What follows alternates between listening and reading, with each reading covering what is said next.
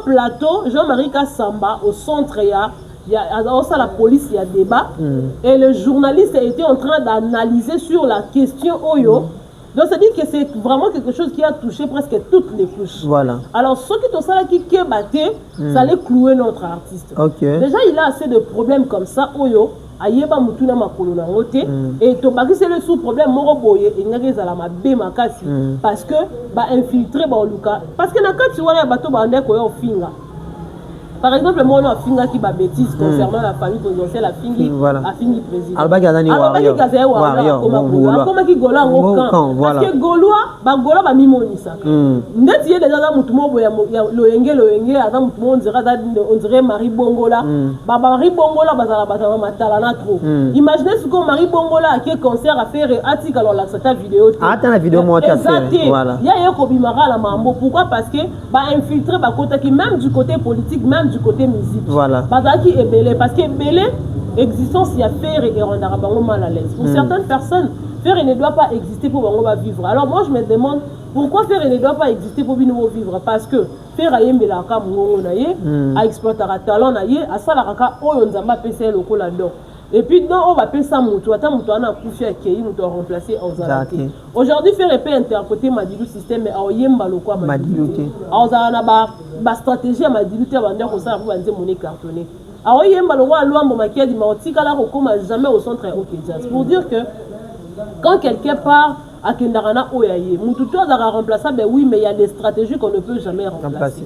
Alors, tant que on a existé, on ne sait pas pourquoi. Et cette guerre est comme qu'on doit tourner en sous. Gaulois a protégé la ferry. Mais Gaulois est rare pour mon Gaulois poli. Non, alors il a qui important. Parce que ceux qui font à l'oba quitter, ne communiquer à la justice soit n'est pas il y a pas que compromettre la carrière et artiste. Voilà. Parce que souci à battre belé dans la politique, ils ont peut-être pas pouvoir faire et pour attirer à bango soit disant mal à l'aise. Na kati ba gola bataille des personnes voilà bato ba parti politique ils surtout confondu bazana na kati mais on biso tout oyebi des personnes za mutamakila moto voilà ko banda papa tient tsike da zala banda mouvement na ye des personnes za mutamakila moto voilà des personnes qui nda ko sala makamso pour auto batinda par exemple ba uta ko za na marche na bango ya soutien ndenge ba sanctionner Kabila voilà donc ba kenda ko panza kuna est-ce que tsike nous tinde ba pandi ça PPRD voilà Bati va saccager yango bati yango moto. Les chefs de l'État n'étaient pas au courant. Voilà. Mais ils l'ont fait de eux-mêmes. C'est-à-dire que bango basala ka o ba bengaka self-défense. Bazo protéger ya bango base. C'est-à-dire que on a posé sa biso meeting doté to sala pour nous protéger. Pour même des ana bango balobaka mukolo Hervé omeka na faire rigola to attaquer. Imaginez ce que voilà bagolo. Donc quand c'est dans le roi esprit errant et tambola eluka bisika okota. Et il suffit que c'est-à-dire que étant moi na kimia bisika ka ba mona ka nunu weza ayi à s'installer. C'est quelque chose de spontanéité. Voilà, tant mutu mora peli et tambola le rôle on dirait esprit dans mon Jésus qui ndanga ba na otinde puis molimo santo ayaka est-ce que va yebe que ça ba action na et ça la action les hommes mutu surtout donc code 16 il y a le roi molimo parce que papa Hervé mo roi yeba pe code 16 aussi que ça c'est vrai. Les autres raisons on appelle ça comme album. Ils ont rappelé on sait pas ça va goler le loco ou c'est pas ba goloa na. Ndenge le ba comment benga orchestre faire rigola jet set. Et tu quand pe bongo le on dirait combo no yangwana. Pourquoi? Parce que il t'a pas fan. Alors code 16 na yemo refaire déjà non mutana difficulté on yeba bisika ba goloa ba bimela. On yeba ka code 16 de vita. Passe. Pour yemo tunara ba goloa ba uta wapi. Ngamoko na mitunara na yebite bisika ba bimela. Parce que bisika kutu batu bango ma bimelio yebite mo bisika molimo euta. Oyeba pekate donc azana raison lo bakebi na bisika euta raté et bimara on dit ya molimo. Ya kaka lo roi molimo mo be code 16 ba protéger à faire na bango on bien parce que ba na besoin à vivre à régner. Donc c'est ça en fait. Mais parmi toutes ces personnes qui parlent au nom de Ferré, na moni muto azana ayena ba insulte te o ba lo ba insulte na moni ya muto. Il a juste cas que Batouba n'a salir image à faire parce que Balouka ba façon de surtout ba vieux jaloux bazana kati ba mantimba kolele bazana kati ba mutakala bazana kati pour ça na bango za faire a kundama ne moko lo baka bi ba gola soki binote na lingaki na kufa ba liga ba kundama mais loko ite donc eloko pene ite au moins ba bilon musu faire a lobaka biso to zo ngoka ka on dira lobi na ka eleki mais so lobeta la ozongi bien. Lui solo a vu à faire et n'a pas dit mon soir yemba. Tu vas te rendre compte que maloba msoa loba kala il a loka ba prophétie réalisation dans mon monadelo. Net marambo loba que na ba ninga ba kundanga mais eloko yité. yango wana tomoni yango lelo tomoni yango lelo que balinga pena bakunda faire par rapport à la situation on est commis et au point même que Jean-Marc Augustin Kabouya a eu ça la défense même dans la matinée politique pour éclairer les zones d'ombre. Voilà, donc pour dire que Ferrego là n'a aucun problème contre qui que ce soit. Bon, ça la guerre, on est Bible le bas, bon, ça la guerre, mais bon, long a été pourquoi parce que à la position il y a tout politique. Voilà. Non mais yaba. Na minute au couteau. Sujet oyo ya mamba musique oyo il faut que ça la unanimité na cas de conférence de presse il y a chef de l'état et dans makambo belé il y a à boire et à manger voilà. Na cas de conférence de presse il y a président les gens d'abord qui ont conduit là qui ont fait la police des débats bah il est présidenté lelo na moni siko guerre ango et comme il va comme ko finga netina salama na Patrick Mouya alors de vraies personnes qui doivent être limogées ça bango boté bango ne koulous bo baka bango parce que ils ont fait faire au chef de l'état Mamaramo peut-être qui peut-être à l'encontre ya baton tabac. D'abord, une conférence de presse qui a été enregistrée. Journaliste ba ya rapport aux informations qui nous rediffuser dans la chaîne d'abord mais wana bazwa qui a un rapport na RTNC. Je te dis que daki d'abord bilo moboya tellement plutôt côté. Alors si vous avez de sujets à parler, chef de l'état arabi, ceux qui va congolais va passer troisième mandat à Rossal. Ne regarde pas congolais bilo aux alliés opposants. Bon repère c'est troisième mandat, vous faites la débat la place. Voilà, c'est ça. Alors ben on a révision la constitution. Ceux qui révisent la constitution ça là. Débat en voilà, bon fondé là. Alors bien qu'il n'y aura pas élection, ceux qui peinent à est quotidien. Donc, ceux qui ont ça 10 ans pour valider que PSI là, c'est pendant 10 ans on a autorisé l'élection aux alatés. Alors, ils ont eu des débats comme ça là. Et là, on va me la situation est l'infrastructure, ma soldats et tout et tout. Tous les sujets ils ont tellement ébélé. Donc, biso le quoi te bon, biso na mamba musique, qui boti kabiso to potana na ba kuera, biso to potana na biso na ba jibe, to potana na biso na ba fali na biso, to potana na héritier biso to za kuna. Donc, bino ba politicien, bo kende kuna faire déjà boina azara politique. Voilà. Donc, so ba na ba preuve, il y a ba vidéo, il y a un nègre va même faire na 2 heures, nande ba kende na 1 heure. En tout cas, c'est la mission de place au Bandasou. Voilà. Grand merci à tous les abonnés de Tariq Ngango officiel, mais également de Naomi et Yaba officiel. Vous êtes disséminés à travers le monde entier. Ça a toujours été un grand plaisir pour nous de vous retrouver en ce net moment. Kinshasa, capitale de la République démocratique du Congo, le mardi 12 mai 2026.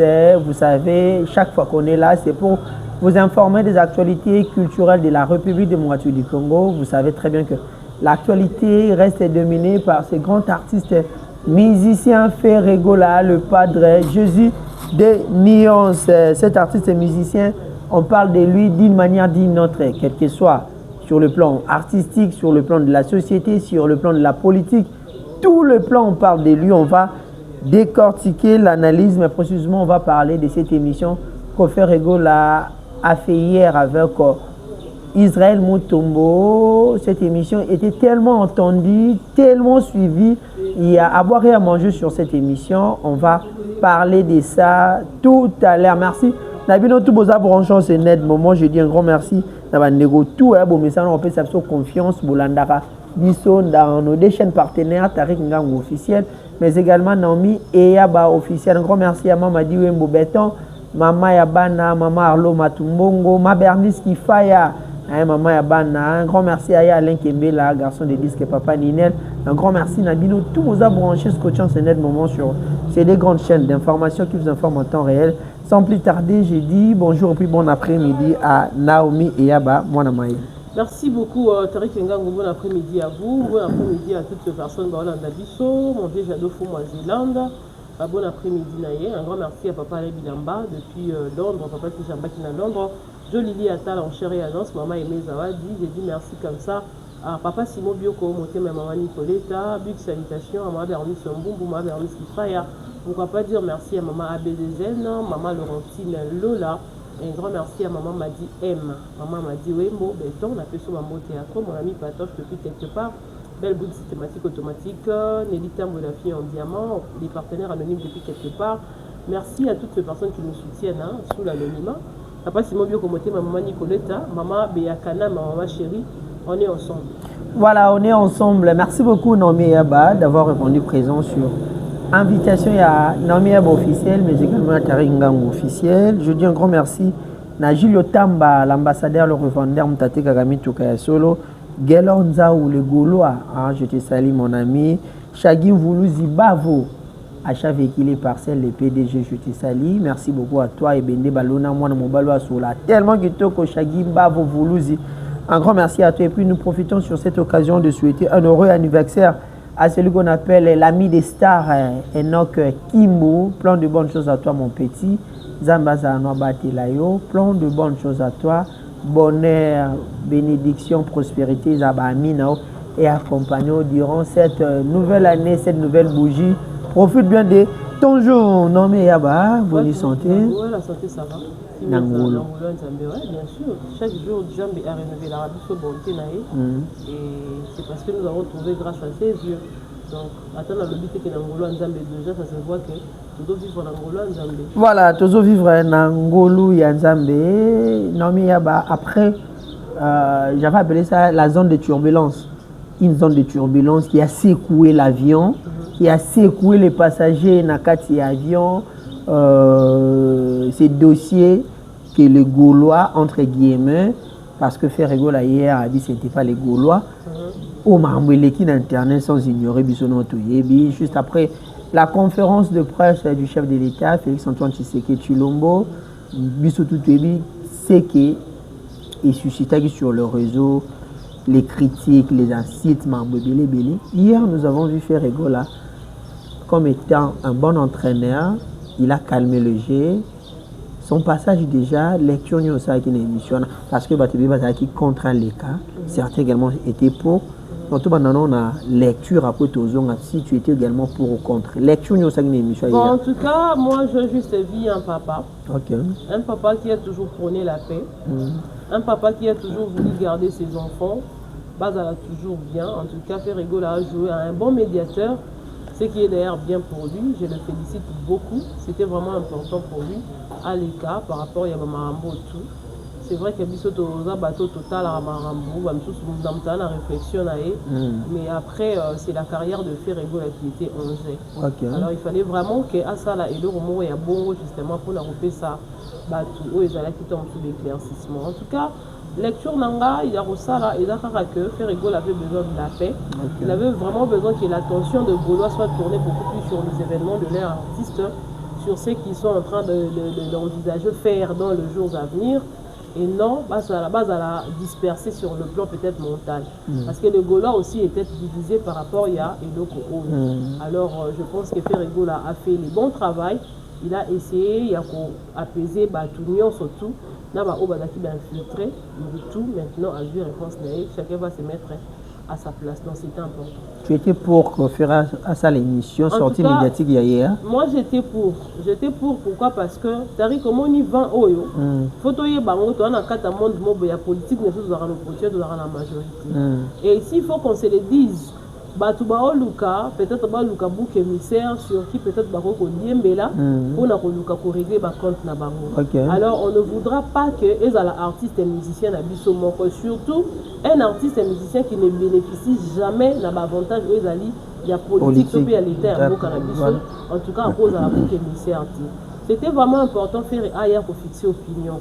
Pour dans la période Moroboye, Oyo déjà chef de l'État Azali visé par opposants.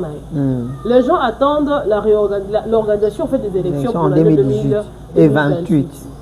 Et pendant ce temps, chef de l'État envisage que ça la révision de la Constitution. Sa famille politique. Sa famille politique, voilà. Parce que c'est lui le chef d'ailleurs. Va réviser Constitution. Mais pendant ce temps, il y a un Batoumsou sur Bazali contre Yango. Pourquoi? Parce que pour la Bango Bamonique, revoir la Constitution, c'est donner l'avantage à Félix Tshisekedi. Il y a aussi la Makamou, il y a Niko Sala, pour la Batoumsou, on dirait Félix Tshisekedi a privatisé pouvoir à Komisango Yaye. Alors, et ça, et là, comme on va traiter le dossier, il faut faire très attention parce que on risque de simba touche. Pour Batoumsou, baolinga bakende kosala baguerre na bango bazubino comme si bino logo dirait bouc émissaire. Yango monique ezaki important pour moment otozali ezaki moment moko boye oyo ba infiltrer bazaki mingi. Donc affaire nga ba politiser papa. La plupart de gens au basali ba analyse na yango eza beaucoup plus ba politique. Voilà. rarement la Pierrot Louara a le maman musique. Rarement la Denise Dichochoa a le maman musique. Rarement la Danono a le maman musique. Pour ne citer peut-être que c'est 3 personnes. Mais Bibi Kapinga également. Voilà tout qui dans la bataille média. Mais ça tout qui est dans homme politique. Moi j'ai vu grand plateau Jean-Marie Kassamba au centre il y a aussi la police, il y a débat. Et le journaliste était en train d'analyser sur la question Oyo. Donc ça dit que c'est vraiment quelque chose qui a touché presque toutes les couches. Voilà. Alors ceux qui ont ça qui batté, ça allait clouer notre artiste. Déjà il a assez de problèmes comme ça Oyo. Ayeba mutuna makolo na ngote et to bakise le sous problème moko boye ingaki zala mabe makasi parce que ba infiltrer ba luka parce que na kati wana bato ba ndeko yo finga. Par exemple, moi, on a fait qui bêtise concernant la famille présidentielle, la fingi président. Alors, il y a des gens comment qui gola au camp. Parce que Gaulois, Bagola va mimonisa. Net y a des gens qui ont loenge, adam on dirait Marie Bongola. Marie Bongola, bazala matalana trop. Imaginez ce que Marie Bongola a quel concert à faire et article alors là cette vidéo. Attends la vidéo moi tu as fait. Voilà. Il y a un kobimara la mambo. Pourquoi? Parce que ba infiltrer ba côté qui même du côté politique, même du côté musique. Voilà. Parce que Belé, existence, il y a faire et on a mal à l'aise. Pour certaines personnes, faire ne doit pas exister pour vivre. Alors moi je me demande pourquoi faire ne doit pas exister pour vivre. Parce que faire aïe mbelaka mungo naye, à exploiter un talent naye, à ça la raka oyo nzamba pese loko là-dedans. Et puis non, on va payer ça moutou. Attends moutou on a couché à Kéi, moutou a remplacé en Zalaki. Aujourd'hui faire peut interpréter Madilou système mais à yemba loko à Madilou. En Zalana ba stratégie à Madilou te vendre comme ça pour vendre monnaie cartonnée. Alors yemba loko à Luambo makia di maotika là comme jamais au centre OK Jazz. Pour dire que quand quelqu'un part à Kendarana Oyaye, moutou toi a remplacé ben oui mais il y a des stratégies qu'on ne peut jamais remplacer. Alors tant que Baningafira existait, on ne sait pas pourquoi. Et cette guerre est comme elle doit tourner en sous. Gaulois Azamutu Oyo a protégé la ferry. Mais Gaulois et Zahar Bomo na Gaulois ben poli. Du genre tout le monde a Joana. Non, Bazalati. Alors il a qui important. Parce que ceux qui font à l'Oba quitter, de communiquer à justice soit Dimaki. Il y a pas que compromettre la carrière et artiste. Voilà. Parce que souci à battre belé dans la politique, ils ont peut-être pas pouvoir faire pour attirer à bango soit disant mal à l'aise. Et les autres comment un système autant sous au monde nenge kulutu na biso manda chante à l'Oba qui que les autres comment il faut en réseau songolo pour prendre part des sika songolo. Mais si le local attend sous faire et cause à réseau songoloté et ça là que pas comme on est le peuple mis à part jusqu'à vouloir qu'on supprimer l'existence parce que l'existence n'a pas d'autre on dirait trouble dans le monde à mon livre. Voilà. Il faut qu'il faire abîma à ça la sortie médiatique pour permettre hémorragie et catane. Voilà. Imaginez que faire égale à exister pas bengi faire que nous représenter la cérémonie à FIFA. Mais moutou on va penser qu'il y a mbela ya obenga faire et pour benga faire bengi faire été avec l'idée que nous va faire à boyaki et charger que l'idée boudimbo était là. OK. Disons quand moutou abatu azwa na appel te moutou a contacter azalate et du coup bokeko sa makampu tout ça pourquoi pour na koluka kola était longa dragon. Mais longi pour alors moi je pense que c'était important. Tout le monde va faire bana ba mambebele oloba. Bana ba injustice et belé ba subi ça. Mais c'est juste là moi on le colo obo comme landa kambanda. To obo comme landa ka ba ya ba parents na biologique. Donc nous surtout ko le kamo na cas normal pourquoi parce que a bénéficié déjà d'affection na to ko ya akola na kala inga ou kala technique donc akola na canal. Donc maman le peut-être aux belé mais ce qui était important c'était de calmer la tension pour que ba détracteurs so ba bimi ba ekoloba. Voilà, merci beaucoup Naomi Yaba. À la question qui lui avait été posée, c'est quoi le code 16? Ah ouais? Code 16 c'est Zanine. Donc l'artiste avait dit le roi Mili, mon écoute la rabatou. Bon, même il est allé comparer code 16, dengue moroba ajustement il y a des combattants qui dépassent ces alaka, na ba Gaulois, ni ba sara pour protéger leur leader soit va protéger l'intérêt na bango. Kasi na kata Gaulois bata IDPS pe bazali. OK. Bien sûr. Na kata ba Gaulois bata IDPS. Basé belé voilà. Bata ba parti politique ils surtout confondu bazana na kati. Mais on biso tout oyebi IDPS za muta makila moto voilà. Ko banda pa pe tient tseke dazala banda mouvement na IDPS za muta makila moto. Voilà. IDPS akenda ko sala makamso pour autant batinda. Par exemple ba uta ko za na marche na bango ya soutien ndenge ba sanctionner Kabila voilà. Donc ba kenda ko panza kuna est-ce que tu sais que nous tindeba. Ba pandi personne ça peut perdre voilà. Bati ba saccagé yango bati yango moto. Les chefs de l'État n'étaient pas au courant. Voilà. Mais ils l'ont fait de eux-mêmes. C'est-à-dire que bango ba salaka o ba bengaka self-défense. Bazo protéger ya bango base. C'est-à-dire que on a posé pe sabiso meeting noté to sala pour nous protéger. Bati la base. Même des ana bango balobaka mukolo Hervé Omega na fait rigola to attaquer. Imaginez siko. Voilà ba golwa. Donc quand c'est dans roi esprit errant et tambola eluka bisika okota. Et il suffit que c'est-à-dire que étant wana ngo kimia bisika ba mona ka nunu weza aye à s'installer. C'est quelque chose de spontanéité. Voilà, tant mutu mora peli et tambola le rôle on dirait esprit te. Tant Jésus akendanga ba na otinde pni molimo santo molimo santo ayaka est-ce que va yebe que ça ba action na. Et ça la action les hommes mutu surtout donc code 16 il y a le roi molimo parce que papa Hervé moko ayeba pe code 16 bisika ça c'est vrai. Le lot sera zo ma personne comme album. Ils ont rappelé on s'est pesé à Golo, c'est le coup où c'est pas Golo. N'est-ce pas comme on bien orchestre faire rigoler à Jet Set. Et tu as fait bon le on dirait comme on voit Yangoana. Pourquoi? Parce que vous n'êtes pas fan. Alors code 16 n'a yé mon refaire. Déjà non on a difficulté on va biscuit Golo va bimer là. On va pas code 16 de l'État. Passe. Pour moi tout nara.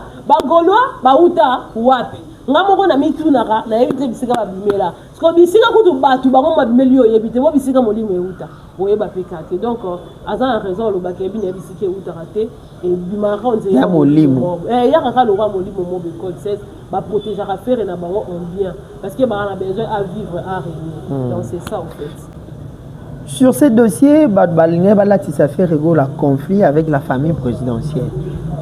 Tout le monde fait rigoler le bien dans la relation malamu na famille présidentielle voire même avant bêta concerne accord arena ayeno kutana maman Denise na Belgique oui comme c'est moi battu belé bon s'attendre gars une opposition entre Ferre na famille présidentielle na koyoka Ferre bon on peut comprendre que Ferre a dissipé le malentendu qui existait entre bano quand ça Ferre na famille présidentielle ni simbaraté donc au moins il est aux alaboé mutakansara que sont dans la relation il faut comment on embouille. OK. Na yeba na kingandi na yeba na nani. Mutu mususu ba relation na ye. Et yo yeba na kamu kula lika. Donc comprendre que azana na ba azana na bato boyo na sima na ye. Donc c'est comme ça. Et faire ego là azamu mutu matala na te. Il n'utilise pas ses relations pour nuire aux autres. Contrairement na bato mususu. Zabi que dans la relation de par exemple le co héritier. De l'héritier a comment qu'on s'orgueiller a commencé à maramo pour nous baquer il est pas dans la batou ou peut-être ba leki ou ba sala bazong ça au point que comment na ba période non sur autant on a ba juillet en tout kaka pour na nini on luka a usé la relation alors que pour le faire c'est pas le cas a yebi ko dissocier makam faire rigoler c'est un musicien même quand tu as des relations avec des politiques déjà parce que vous ne faites pas le même travail yo un musicien tu es apolitique ba politicien faut que bon accord na bango vous allez vous associer juste quand son moyen le moko d'accord ça là que beaucoup dans un point commun mais heureusement la relation na yo wana to comme rotambola kana ngo banda ko lobaka o banda ko belela non ce qui est vrai faire a des relations étroites à la famille présidentielle tout les familles à part président Tshisekedi à boire rapper ba Christian Tshisekedi non ba Daniela Kamwanya ba Roseline Mbombo azana bango ba relation il y a bien même ya Tony Kankushi côté KS bango to boire alors azana te po banda rozo ba relation na po banda on a battu non faire rigoler n'est pas comme ça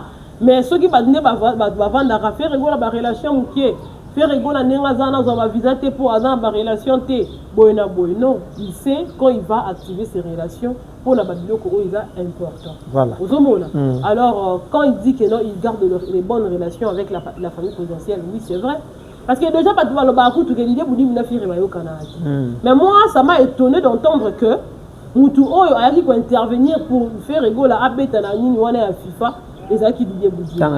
Frère, c'est ça. Alors que biso to yeba ka Didier Boudi na ferré, voilà. Alors on fait adam mutu mo boye ba to yeba na biso no to ko kuta pe na kwa moto beta na biso ka. Parce que quoi auto kutani esengité que to ko ka solo là. Donc il faut to beta na karato ça le quoi to yeba niti. To yebi bisika biso na yo to ko kende ko ça la relation na biso c'est comme ça. Mutu dans la relation bien te banzembo ki to ko offrir ko la dédicace à la famille présidentielle. Elle a mis mon côté à Yébéla Bombanzembo. Zembo maman Denise Nyake wana et comment on dirait mon bimbanze mon désara ya wana carte rouge. David Mangaya mais place eux soit pesa en plein et vanda maman Denise Nyake. Donc comment on dirait identité le quoi référence. Code 16 va vivre aux zones qui salibanga ma Denise. nzembo dans la YouTube à faire. Est-ce que longo na YouTube à faire? Et comment est-ce que na ba plateforme à faire? Komika, ma pas d'engagement tema na. Wana ezanango une façon ya ko manifester mécontentement parce que Ferrego là aussi c'est un enfant. Il est un enfant, il a aussi ses enfants au ya bota au bazalo quoi ba koko, ya ba maman Denise na ba papa Tshisekedi. Encore de problème, ceux qui papa et mora qui dans sous kolobate, bana bako koloba na place na. Mais sauf que le Gaulois, ils ont parlé, mais tout en gardant un certain nombre de respect par rapport il y a oh ben filtré ben qui ko sala. Ozomona. Alors il y a juste là kanda pour biso pe nanda ko ya rivarati. Au solo la petite na mère parce qu'à Bouraki. Vous comprenez? Et on va dire peut-être nga maman kuza somme comme ça on rappelle ça rapport pas mère moto va no le pas moi abi moi non. Aboka mananda kuna ba kansanga ne ba un mois. 2 mois sur ça. Donc ça juste une façon de manifester mécontentement. Donc c'est quelque chose de normal. Voilà. Non mais vous avez parlé des infiltrés. Tout le monde a fait hier, il a parlé de ça. Ouais. Toutes les insultes. Oui, ça lit tout comme un niveau où il me biso oh. Faire abi wana za bangolwa na été. Mais ba insulte on peut se tobi to landa bien nga moneka mutu mo ndo finga. À part garçon na finga ki wana. Nsune. Batusu batangi bakoma bakarine mokonzi na commentaire je ne non Karine mokonzi afinga kite non alors Karine za muta mama Denise na profil na ya TikTok ka ilonga ma Denise donc ça dit que elle a juste essayé pour réclamer ba droit pour revendiquer ba droit mais nulle part na moni bagolo ou ba bengami bagolo ya faire ba finga soit les communicateurs officiels même officiers wa tout ça la mission que on ça la mission parce que to yebi que Kanda eza mupaya eko lobiso makamusu au-delà raison ale lobi lobo koma osenga ba pardon le roi de kolabiso kamizelo oya maîtrisable le loti le en prison voilà alors soko za na Kanda balobara so dans la Kanda il faut savoir que maîtriser faut pas agir sous les émotions voilà yango moni que biso to vanda na biso kimia mais parmi toutes ces personnes qui parlent au nom de Ferré na moni muto azana ayena ba insulte te o balobara ba insulte na moni yango. Il a juste cas que Batouani n'a pas salir image à faire parce que Balouka n'a pas façon de sortir, ba vieux jaloux bazana kati, ba mantim ba kolele bazana kati, ba mutakala bazana kati, pour ça la baronne a faire à kundama. Ne moro le baka bi ba gola so ki binote, na linga ki na kufa ba linga ba kundama mais loko ite. Donc eloko pene ite. Au moins ba bilon musu faire à lobaka, bi to zo ngoka ka on dira lobi na ka eleki. Mais so lobeka la ozongi bien. Lui solo ya vie à faire na banze mo muso ayemba tu vas te rendre compte que maloba muso aloba kala eza loka ba prophétie réalisation na moto mona lelo net marambo loba ke na baninga bakundanga mais eloko yite yango wana to moni yango lelo to moni yango lelo que baninga pena bakunda faire par rapport à la situation on est commis et au point même que Jean-Marc Augustin Kabouya a comme ça la défense même dans la matinée politique pour éclairer les zones d'ombre. Voilà, donc pour dire que Ferrego là n'a aucun problème contre qui que ce soit. Bon, ça la guerre, on n'est Bible le bas, bon, ça la guerre, mais bon, long a été pourquoi parce que à la position il y a tout politique. Voilà. Non mais Yaba, vous m'avez précédé sur ce dossier à Augustin Kabouya qui est le président intérim, il y a IDPS en même temps. Le secrétaire général du parti, Tomonita Mamoyindaki, et fait rigoler chez Augustin Kabouya. Basolo lui fait voir Bakazan Simamo Konzamboka, Aza derrière Maman, Batutu, Mamboza Kimia, Bagolo, tout ça Kimia, ainsi de suite. Mais derrière cette rencontre, il y a eu des connotations politiques et quotidiennes. Tout le monde a été amené manu militaire. C'est-à-dire main armée. À 22h, voire même certaines personnes sont allées trop loin. Il a été voire même menacé. Tout le monde, confrère, conscience, auditionné qui est en air. Tout le monde a connotation politique. Tout ce qu'on a rencontré à faire rigoler à Augustin Kabouya.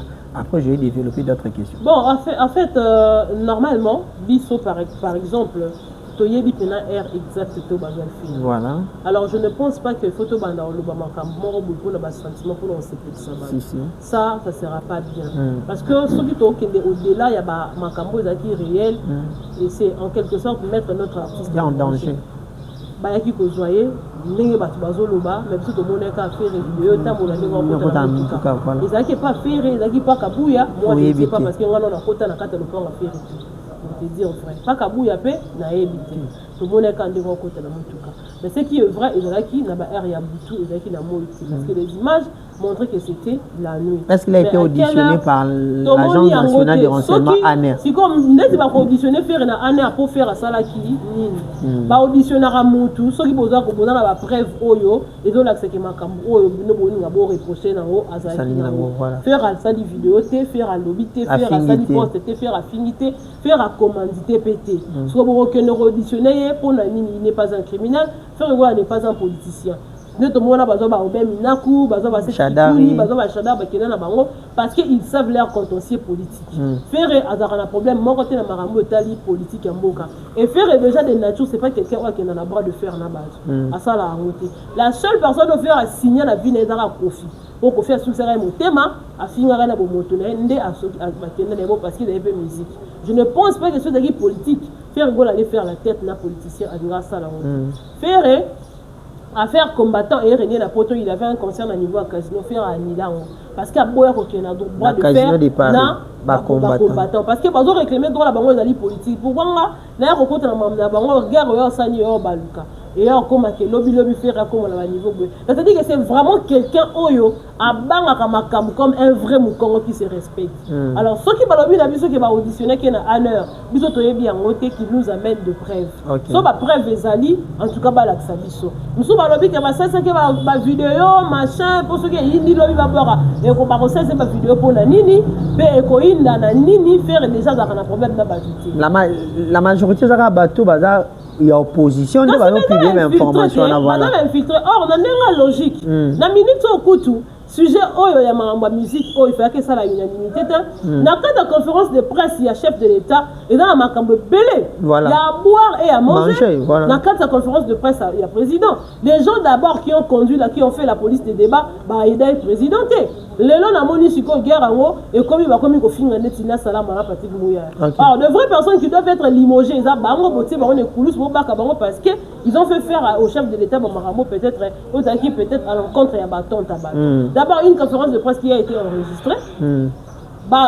Journaliste pour nos informations qui nous rediffusent dans la chaîne d'abord mais wana bazwa qui a encore rapport na RTNC je te dis que d'ailleurs le mot boya tellement plutôt côté. Alors si vous avez de sujets à parler chef de l'état arabe ceux qui va congolais va passer troisième mandat à Rosal ne quand pas congolais bien le aux habitants opposants bon on c'est troisième mandat pour faire la débat la place voilà c'est ça alors ben on a révision la constitution ceux qui révision la constitution ça débat on va bon fonder là alors bien qu'il n'y aura pas élection ceux qui peine à est quotidien donc ceux qui te ça la 10 ans pour lutter que peut ici là c'est pendant 10 ans on a tosé l'élection aux alatés alors ils ont débat bino boko ko ça là et là ba mbelé ba situation ba infrastructure ba pe maramo ba soldats et tout tous les sujets ils ont tellement ébélé donc biso le quoi to bona biso na mamba musique qui boti ka biso to potana na ba kuera biso to potana na biso na ba jibe to potana na biso na ba fali na biso to potana na héritier biso to za kuna donc bino ba politicien bo kende pour affaire déjà boina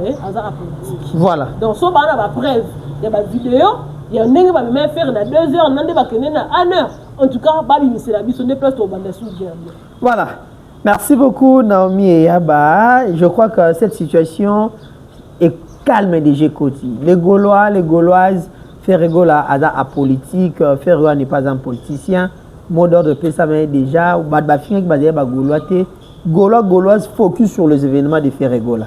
Ferregola nous a parlé également de tous ces événements, les concerts de l'Afrique du Sud annulés. Pour de vraies raisons d'ailleurs. Voilà. Pour de raisons valables. Parce que mon Ferré, alors bah quand lobby a l'ingara Gaulois a concert, il faut Gaulois à Bota. C'est-à-dire que Gaulois ba longwa, quand ça dit que Gaulois ba do kufa, nombre ba Gaulois ils ont diminué. Surtout on a besoin beaucoup plus de taux à croissance qu'il y a taux à natalité que mortalité. Voilà, tu as besoin de mortalité. Alors, tu as vu tous xénophobie dans l'Afrique du Sud, c'est vraiment pas une histoire bête à voilà. Et ils appellent la sauter. C'est une histoire où ça la maca, temps est belé. C'est presque chaque année, nous te avons solo la xénophobie. Sur les qui il année 2 ans au licaté, xénophobie fait ça la maca. Alors, dans le cas Mboka Batu, au Kéo rassemblé Batu, peut-être plus de 1000 personnes dans le salle. Pendant qu'ils vont traquer les étrangers. Voilà. Alors il faut le protéger maintenant les âmes de gens. Ils allaient annuler momentanément, mais ceux qui peut-être qui mettent au côté. Pour faire un billet donc le jour où qui met au côté, on ne peut pas perdre un concert en Afrique du Sud, en tout cas il le fera sans problème. La raison, il y a annulation au concert, on est tellement valable que tout le monde a conseillé un débat. Donc voilà. Voilà. Ferregola, le 23 juin, le 23 mai, dans le fleuve Congo Hotel, à Bengi Batutu, à Mbongo à Kinshasa, Batu Baningama, classe. Tranquillité. Tranquillité. Tranquillité. En tout cas, il est en train de faire son argent. Et ce sont ces genres de concerts mais que ça bon. Ok. Concert, il y a grande envergure. Et dans le concert, on va gagner mon pied, et puis si au moins mais concert il y a concert privé concert VIP et là concert où il remporte à mingi parce que tu vas pas beaucoup dépenser mais les gens qui viendront écouter la musique on va battre au boya na mbongo et belé à son billet muso pour moi la invitation la place comme sous billet bandé côté comme $100 mais il y a une invitation la carte invitation au cas qu'il a fait ma beau pas battre il faut y avoir sur l'enveloppe voilà et peut-être on a 10 fois plus que bon habillé donc ce sont des concerts qui remportent plus. Il y a un moment que nous aussi nous profitons de cette occasion pour demander à toutes ces personnes qui aiment la tranquillité, vous aimez la douceur, vous aimez vraiment suivre la musique, vous aimez vous détendre. Non, la tâte. On a verser ce son la robe de soirée qui toque. Moi, bien on est classe, on est à propre, moi talent en tout cas l'occasion vous est donnée. La Fleuve Congo Hotel, en tout cas, vous allez et belé pour leur participer dans le concert Wana ya Ferregola parce que c'est le seul artiste émission aujourd'hui qui berce le cœur. Si vous ratez concert à Ferregola, dans le concert là, il y a Mango ya Poyo Kani. Voilà. Voilà, El Padre Makate, le jeudi sali depuis Bruxelles, le 6 juin. Ouais, Nakacha Hotel Lady Matadi, concert VIP également. En tout cas, le concert à Mbongo. On veut profiter, lire là. Peuple né Congo, retour à la source, Ferregola. Voilà quoi. Boyamba moi on a vu déjà bien parce que dans Mboka na Boyamba maboka ko fungama hôtel Lady on a vu ça va faire plus de 15 bonnes années. Oh pas faire donc ils ont occasion. La dernière fois j'ai un Congo central, j'ai un mois après le stade de après le stade de Marseille. Après le stade voilà. Donc après le stade de Marseille 3 ans passés déjà. Donc ndeko ya Congo central ozala na Mwanda ozala na Lufu peut ozala na Congo central. Ouais, Lufu. Voilà, Lufu ozala lui là ozala na Boma ozala Bamboka aux environs voilà. En tout cas, bokende bo savoureux la bonne musique avec l'artiste Ferregola parce que dans Baton et Bela Betebino Kunate et il y a aussi de ces chansons que vous aimez beaucoup au besoin temps comme on a live alors il est le seul artiste émission aujourd'hui qui respecte les normes et la musique et surtout en termes de concert live. Allez-y, écoutez de la bonne musique et consommez Ferregola, ça fera énormément plaisir. Peut-être que nous avons la chance de vous extrait. Il y a code 16. Beaucoup pour savoir avant Bissoko. Voilà, merci beaucoup Naomi et Abba, mon amahele. Déjà le 16 également, le 11 juillet. Copperbox Arena à Londres, voilà.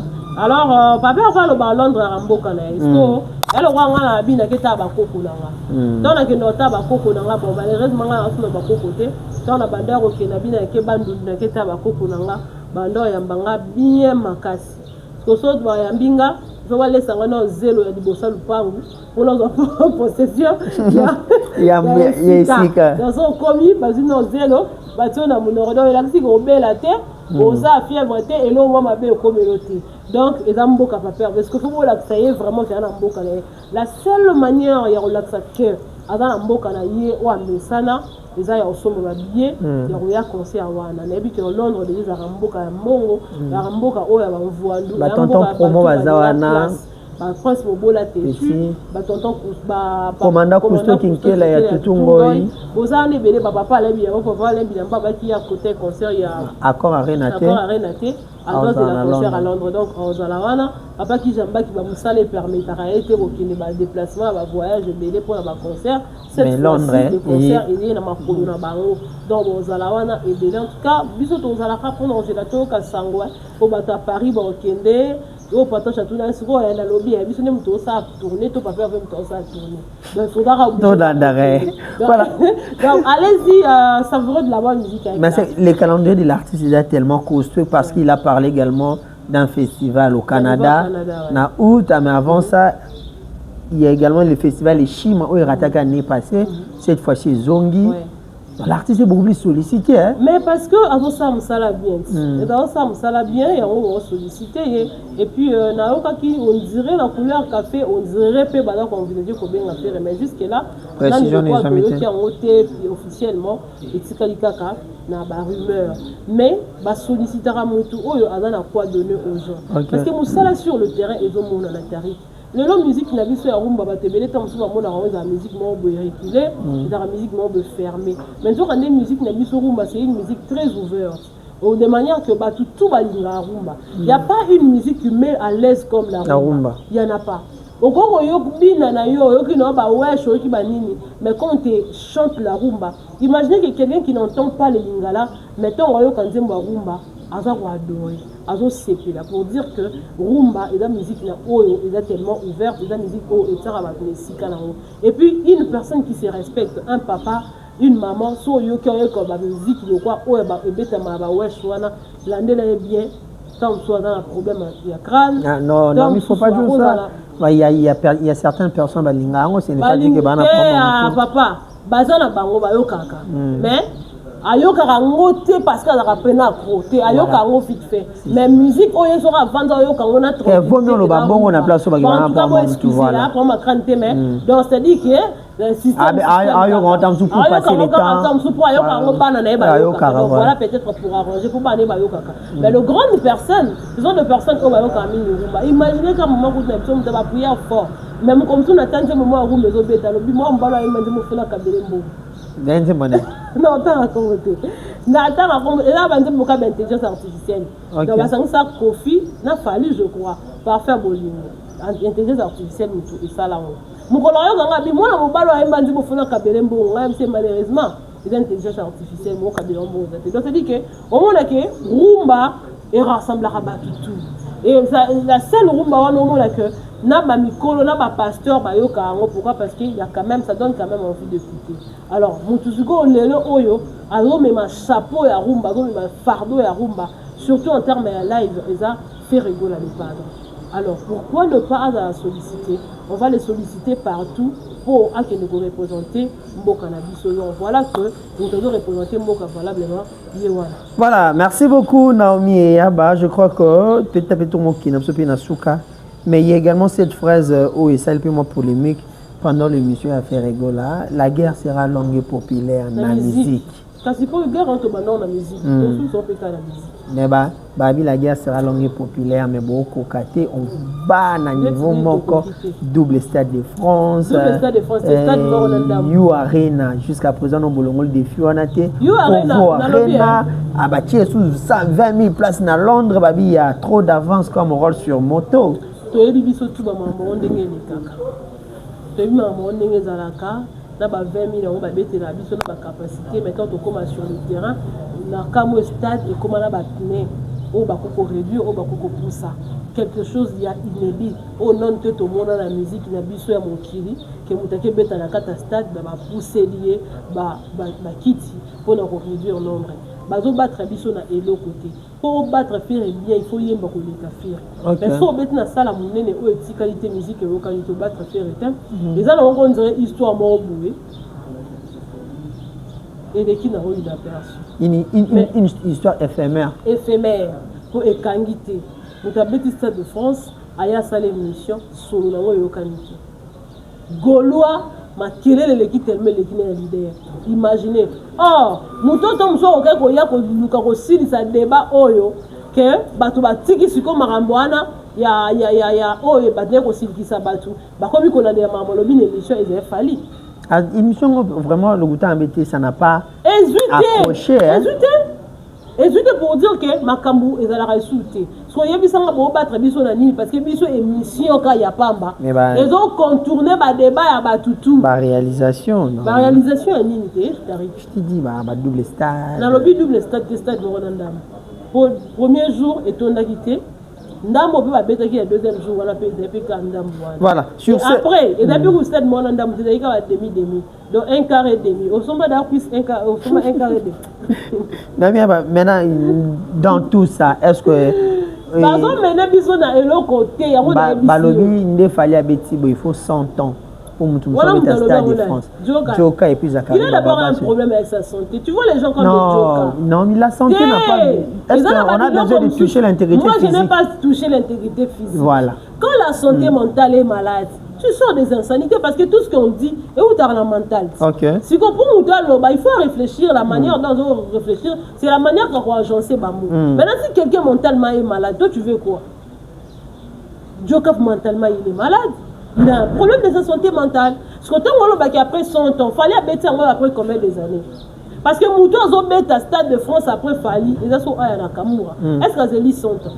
Est-ce que tu penses que Aya Nakamura a au Salamakambu au faire à quoi au Salati? Donc, le Congolais, n'est pas congolaise. Ah, la congolaise, c'est Gims à Bétango, non? Youssoufa à Bétango. Parce que Baba Congolais, est-ce que ça Nino, pas Nino, Youssoufa pas Bétango. Oui, Youssoufa pas Bétango. On doit vérifier. Il faut retenir l'histoire. Batala va être Bétango après combien de temps? Gims, après 7 ans, fallait Béti. Siko. Est-ce qu'il a fallu 7 ans à Fali? Et puis, qu'est-ce qu'il Fali a fait offrir au Consalati? Moi, je suis d'ailleurs contente parce qu'il y a l'un de l'air. On a commencé Marc Tabou qui avait déjà prédit que partout Fali passera à Otondisa, Ferré pas Otondisa. Pourquoi? Parce qu'il connaît la capacité de Ferré. Ferré Gola n'est pas moindre. Moi, le stade de France, on fallait à Betakiwana. Si on a qui Ferré, on a Betakiano, on a un marabonnier comme ça. Si c'était. Mais et Stade de France, c'est ça. On a beaucoup en côté. Il y a un échange à rabatter quand on va le pan où il y a la guimée avec le Wateki et le pan où il y a le pan mais ma propriétaire n'est pas changé. Donc il y a rien à faire ça. À moi peut-être que ma propriétaire va vivre en Tolongo na biso ngo yo rien to pesa comme soit to bi que ba conseil va lever tamaté to tsena biso ba bar na hôtel. Mais ceux qui batiki yango kaka ke bat ba beta ba concert faire beta concert et d'ailleurs l'année prochaine to za la concert na biso ne peut-être que vous appelez yo arena. Et donc que biso photo ça so fala sali ba biso to sali non faire na fali ba chacun a sa vision. Mutuna mutu azana makambula et fali ayebi lolenga ke dobete la concert. Faire azela ba producteur ba ya ba solliciter pour ya ke dobete. Bon fali azela ba producteur. Non, fali azala na contrat na mo ba signer déjà. Na bane. Yemo ayebi. Contrat 660 360 signé. Yemo ayebi ba monter kinda. Donc mais faire azela producteur ayeba yokani marché gagnant la super na la tina po. Tout ça comme production, il tâche non, on tâche non, on doit remplir. Ce qu'on remplit, c'est au quasi contrat. C'est comme ça qu'il fait à fonctionner. Faire c'est un businessman. Il va là où il y a son intérêt. Là où il n'y a pas son intérêt, il ne va pas. Il y a ça à rater. Au moins, il va genre, bon koufa, le koumou mata. Les cas d'étape, voilà, comment l'étape que dans autres bêta, pour gagner, il faut aller sabana. Le ramti que bon koufa, le koumou mata. Pour ça, on dit bon koufa, le koumou mata, c'est de me faire rigoler à ça où il y a des outils. Alors ça, la course, il est en train de faire sa carrière. Et il n'a personne derrière lui pour lui faire la pression. À tel le sur Azate, on peut envisager la musique de faire le Stade de France. Ce qui est envisager en côté. Dans le c'est question que le producteur a bon parce que un producteur a comme Malelo habite le Rotsambo tout bêta concert. Et puis avec Ferrigola ça sera toujours rentable. Et puis un concert à Ferrigola, il n'y aura pas d'histoire tout autour.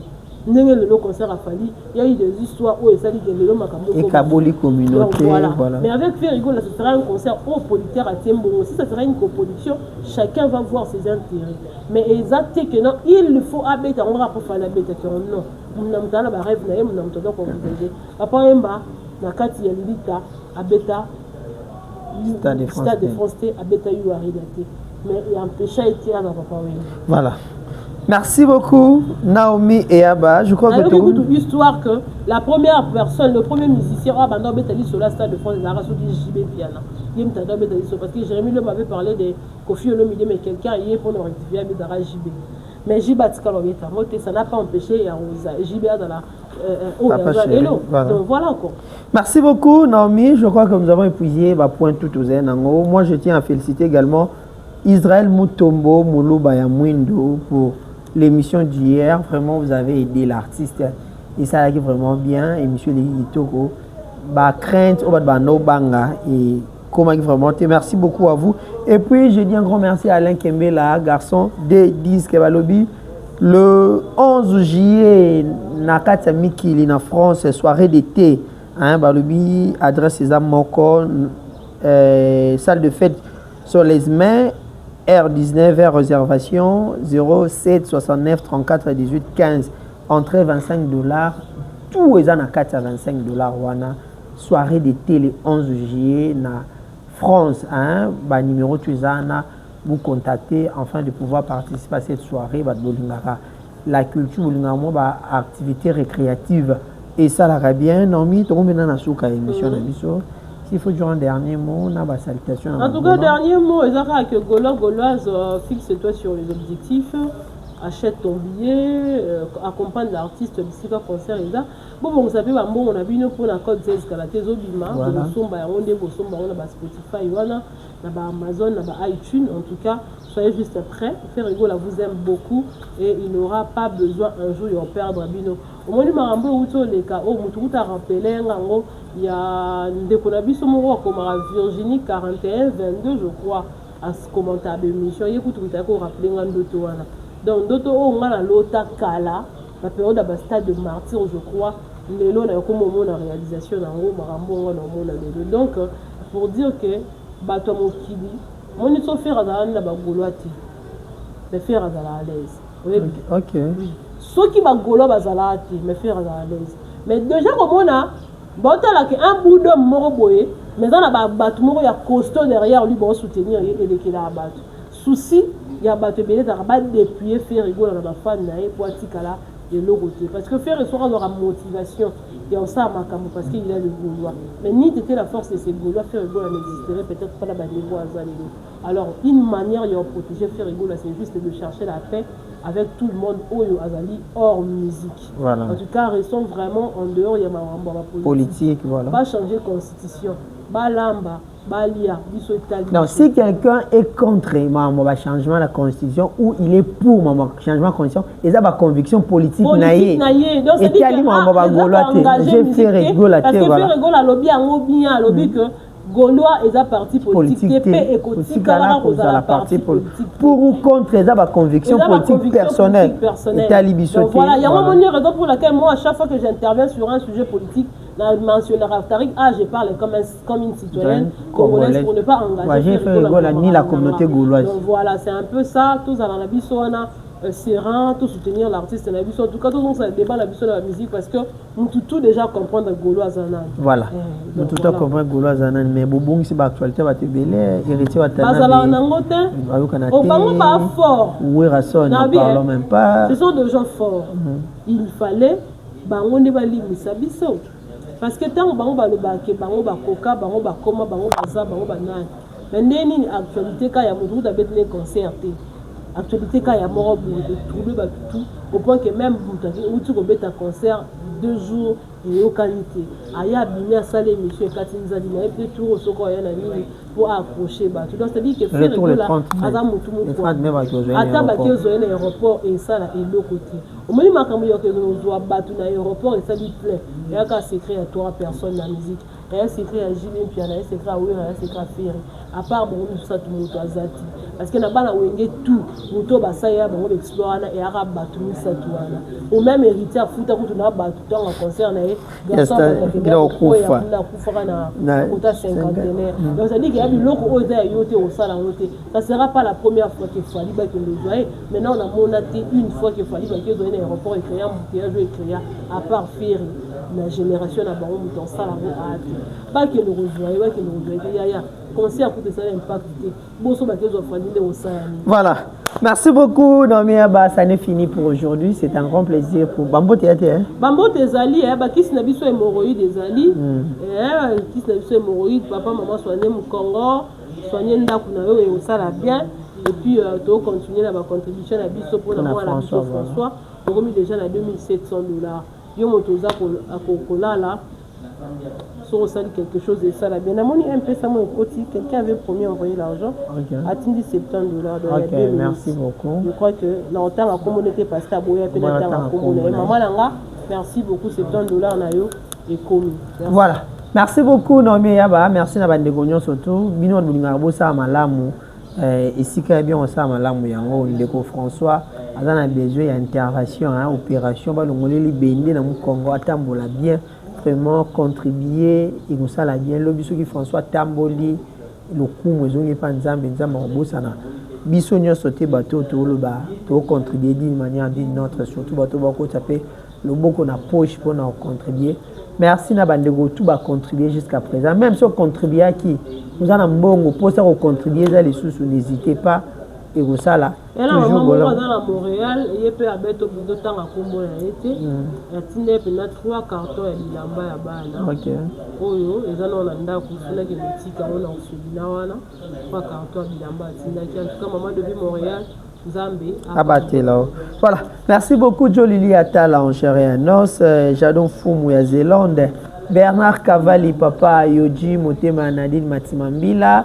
Merci na bande retour, vous avez branché Alain Kembe, la garçon des disques depuis Paris, papa Ninet, Fabrice Ambe à l'international, je te salue, Grâce Dior depuis Paris, je te salue également, ma Bernice Kifaya, Mamadi Wembo Beton, Arlo Matumbongo, je vous salue, Gilles Otamba, l'ambassadeur, le revendeur, Solo, Tony Mayoka, les Mayoka du club, je te salue également. Un grand merci à Gelonza ou le Gaulois, El Padre Makatele, les tout-puissants, plein de bonnes choses à vous. Merci.